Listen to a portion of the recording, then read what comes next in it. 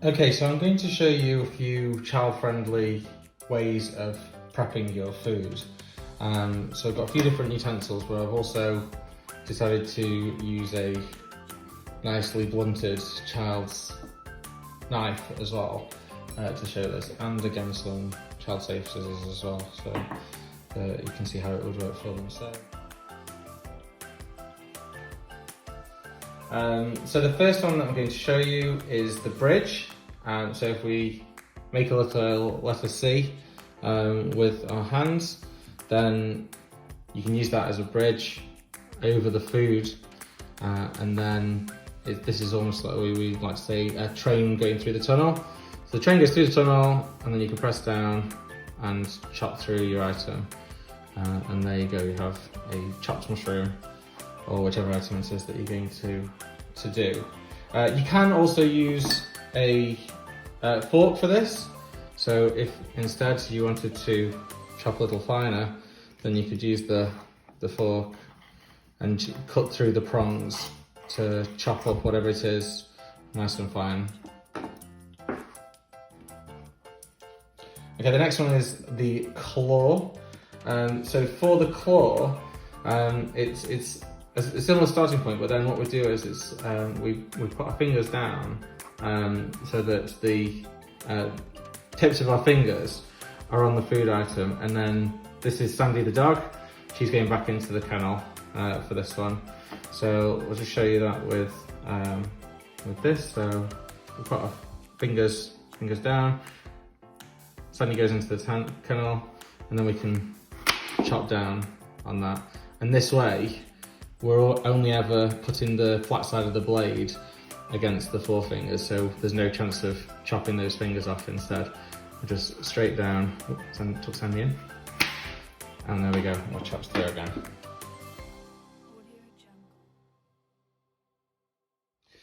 One thing to do if you are using the claw for chopping items a bit finer, if you've got a sharper knife than the one that I'm using a child-friendly knife here, it's blunt as a butter knife, then what we can do is, once we've got our corner places, is for the sharper knife, is get kids to glue the end of that knife to the chopping board, so that when they chop down, they are keeping that knife tip on as they chop through whatever it is that they're preparing.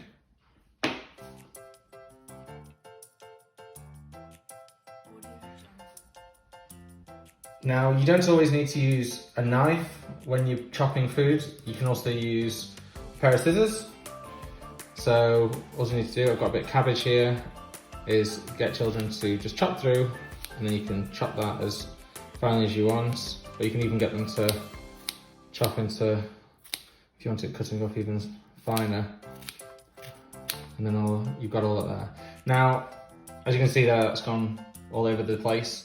If you wanted children to try and keep it a little bit more confined and not make quite as much mess, you can get a glass or some sort of bowl, put your item in there, and then get them to chop that off. Keeps them entertained, and also means that any food that you chop up, it'll stay inside that item, and you can keep going and make it as fine as you want. There we go. This works really well if you've got things like chives or spring onion. But there we go, you can see already that it started to dice down, and then tip it out, there it is.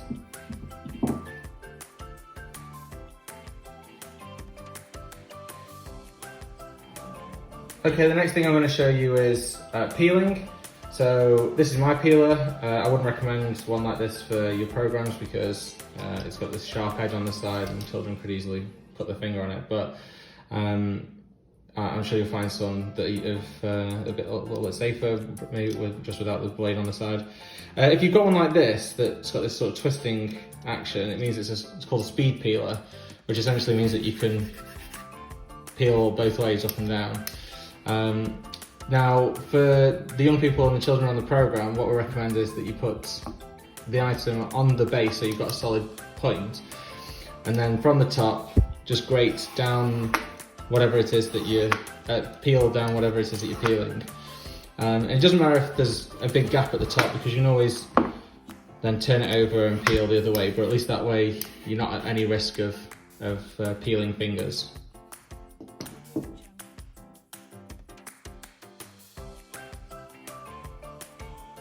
So when it comes to grating, most of you, I imagine, will have a grater like this to grate with, and again, it's nice and easy. This I've obviously not prepped this, but we just grate down, and again, just try and keep children's fingers away from the grater, whichever side it's on. You'll find children will love to have a go on this side, or maybe the slicing side, which is obviously a lot harder on that one. But yeah, try and get them to keep fingers away at all time. Now, if you've got a grater like this one, then I think typically most of us will grate towards ourselves, but you might find that with children they find it easier to grate away from themselves, because then they can actually get some force behind it. Now, obviously, if they are trying to do that, then they're at risk of catching the fingers on the way through. So you really need to get them to, if it's like a block of cheese or something, just hold that cheese as far away and give themselves a little bit extra space. But we always recommend coming towards ourselves on the grating.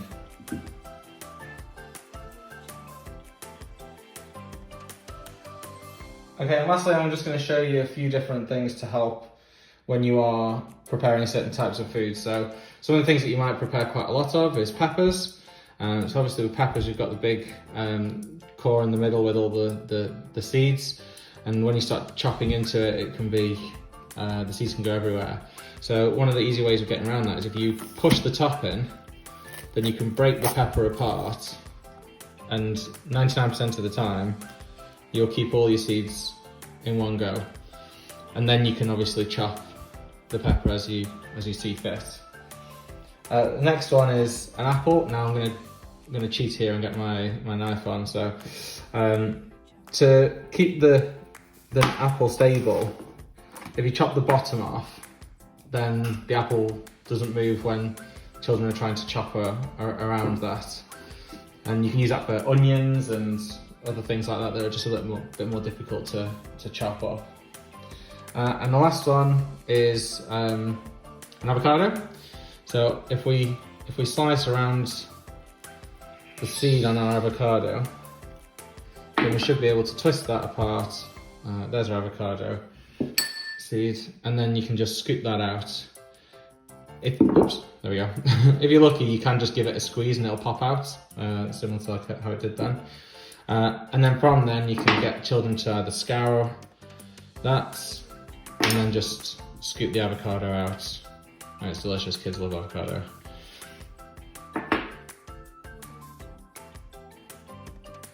So I hope those tips are handy, and I wish you all the best in your programs, and hope that these tips and techniques come in handy when you're teaching children to be safe in their food preparation.